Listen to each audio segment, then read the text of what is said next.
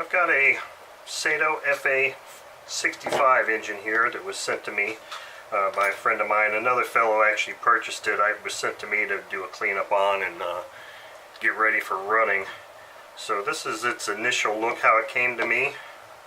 Looks to be a pretty old Saito 65 based on this muffler. If this is an original, if this muffler is original to this engine, this is a pretty old 65. It looks like it's probably the first version that came out after they got rid of the air bleed carb, because the air bleed carb was an original thing that came out in like 87, 86, 87.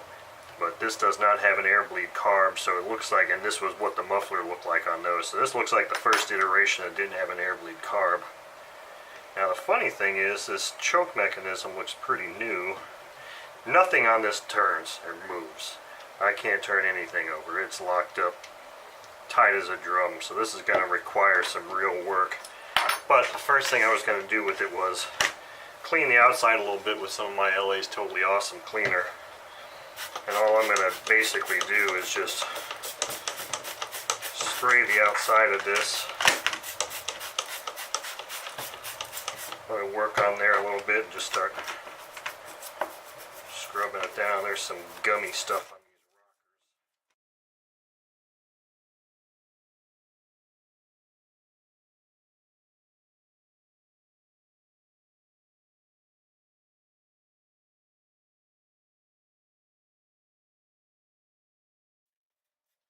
Not perfect, but I can work on the individual pieces as I take them apart. But it'll look a little bit better here anyway. Alright, so I took it out and I blew it off. Yeah, it doesn't look a lot better, but it looks a little bit better. Anyway, I heated it up too. I put my heat gun on it a little bit here. I mean, it's still pretty warm. It's not super hot. Yeah, there's a lot of stuff here that needs to be cleaned up, but we'll get to that. I heated things up because I was hoping maybe I could get the crankshaft to turn a little bit, but it's not going to budge. Nothing is going to budge. So I'm hoping that the heat I applied will at least aid in helping me remove some of these screws, because I'm sure they're probably just as stuck as every other internal component in this engine.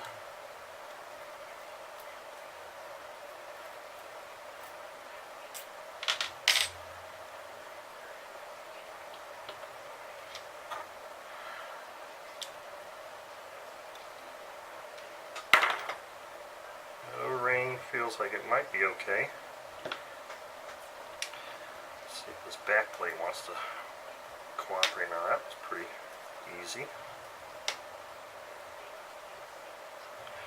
Once I get this back plate off, I'll be able to douse the inside with oil and then really start heating it up, and then start taking it apart. Gotta be careful and make sure that you can get all the gunk that's in those heads out so you can get full engagement. Last thing you want to do is strip a head on one of these things. So, and they typically, these socket head screws typically like to capture a lot of dirt and grime and debris, so that if you don't clean them out or check them first. Oh, okay, good. Oof, wow. Oof. Look in there. It's kind of nasty. That thing looks like it's froze solid. Doesn't look, amazingly. Can you see this pool? Rotate it around here. You see that dark pool of pure gunk?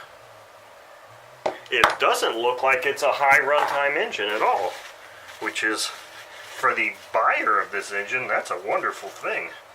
It really doesn't look like it's got a lot of runtime on it. It looks like it was run maybe, I don't know, I can't estimate right at this time, but it was run a few times and then put away and left on its side like this.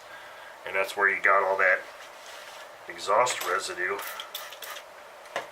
or not exhaust residue, fuel buildup. I just wiped most of that gunk out right there, just squirted with a little alcohol. I'm going to really start throwing some 3-in-1 oil in here.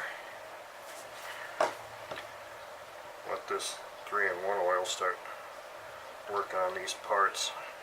Let that soak in there, and I'll fire that thing up and start heating that up.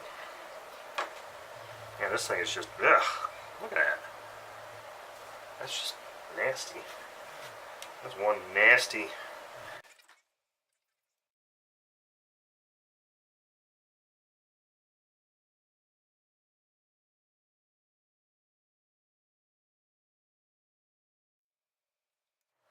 Okay, yeah, I didn't figure that rocker gasket would survive after being as old as it is. I'm going to start hitting this retaining pin with some oil right away, because if the valves need to come out for any reason and you can't get this grudge pin out here, then you can't take the rocker arm off, and then you can't take the valve out. So that's a pretty important thing. Hopefully I'm not going to have any issues there. I have had issues with those in the past. Yeah, these parts still need a lot of cleaning. I'll get this engine looking a lot better than it does, but let's work on freeing things up first.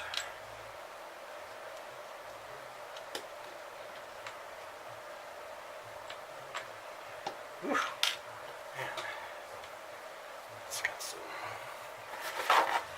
real crud on that.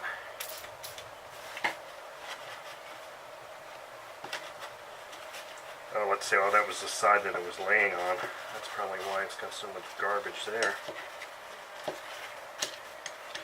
Yeah, this is gonna be fun. So this 3-in-1 oil is actually really good for cleaning parts too. Okay, so the valve kind of worked there. That valve sounds good.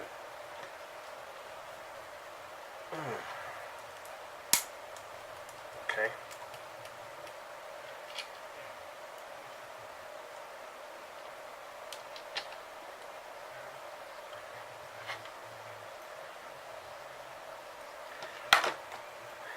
Oil those things up.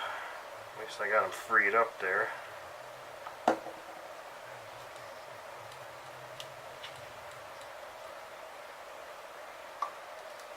That exhaust valve has a really nice popping sealing sound, which is a good thing. Let's see if I can get this glow plug out of here. Here we go.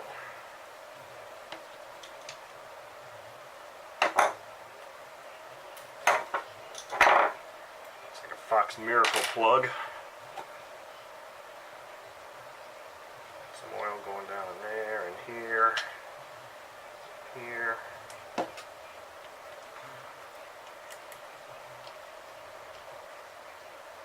Okay, I think the next thing I'm going to do here is I'm probably going to go and start throwing some heat on this thing again now, and I'm going to heat these pins up real good. I've got a special screwdriver I made. I just have to find it. That is designed just for taking those things out. So I'll pause the video here for a moment, go heat this thing up and see if I can get these screws out. I heated this one up. This one here, this pin was loose and started to come out right away. This one I had to go and apply some heat to, which is why I still have my UGG gloves on. Fortunately, it is turning. I think. A lot of garbage. Yep, so we're in good shape here. One hurdle. So the deal with these is, like I said, is if you don't have a screwdriver that's properly fitted for these slots, it's very easy to start boogering the slot up. And if you got a really stuck pin and you booger that slot up, you are in some kind of problem, because then you're never going to be able to take the valves off if you need to. And drilling that thing out, I've never had to do it, and I wouldn't even want to try it. Because I can't imagine it being fun. You got fairly soft aluminum pillars that this thing is going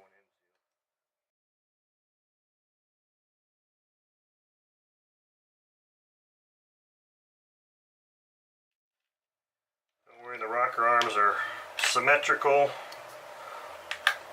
as are the push rods are symmetrical. However, the push rods are tapered, in that one end is tapered that engages in the rocker arm and the other end is not. So I mean, they're symmetrical in that the right and the left of the intake and exhaust can be swapped, but they need to be in the proper orientation. I rolled this intake manifold O-ring and some grease there. Yeah, this thing's pretty nasty. So next I'm going to wipe this up a little bit and start taking his head off.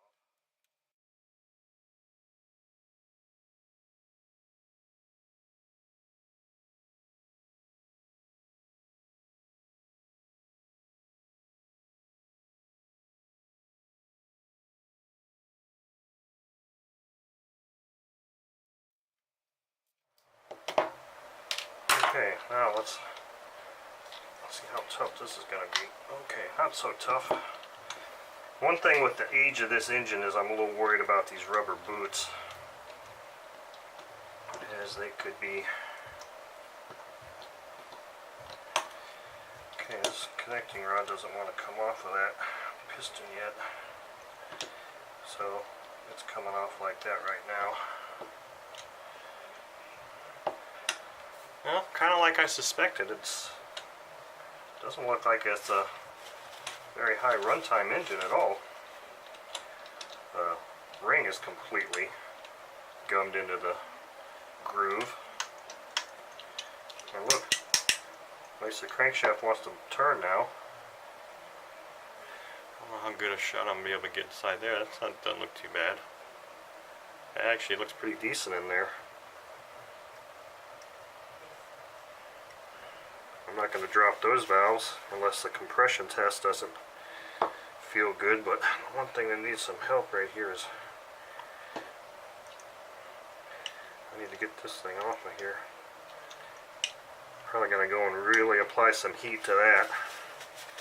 So once again, I'll be stopping this and putting my UGG gloves on and going and heating that guy up and seeing if I can get that freed up.